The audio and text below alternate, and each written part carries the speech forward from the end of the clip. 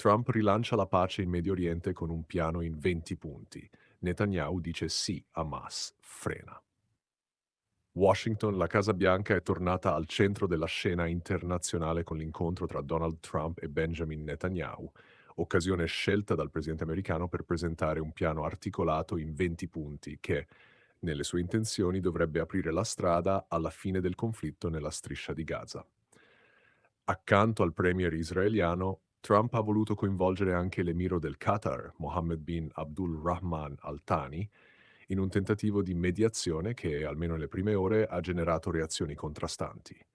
Il documento, diffuso integralmente, immagina Gaza trasformata in una zona deradicalizzata, sottratta all'influenza di Hamas e sottoposta a un'amministrazione di transizione guidata da tecnocrati palestinesi e supervisionata da un organismo internazionale con la partecipazione diretta degli Stati Uniti e dell'ex premier britannico Tony Blair.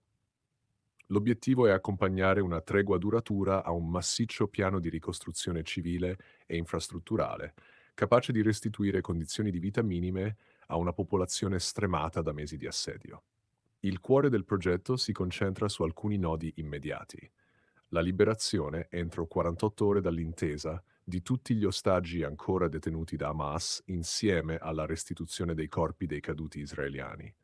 La sospensione immediata delle operazioni militari con il ritiro graduale dell'esercito israeliano.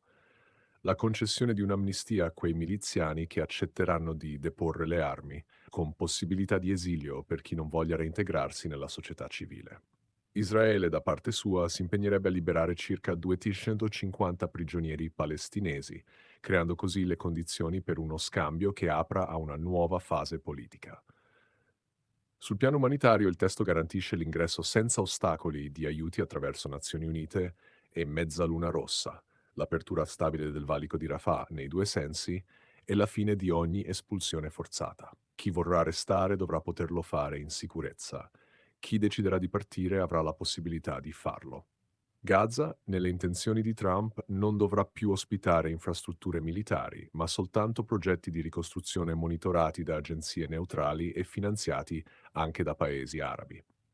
Il piano prevede meccanismi di controllo vincolanti, un calendario graduale per ritiro, ricostruzione e consolidamento istituzionale, nonché la possibilità per Israele di intervenire se dovessero emergere nuove minacce.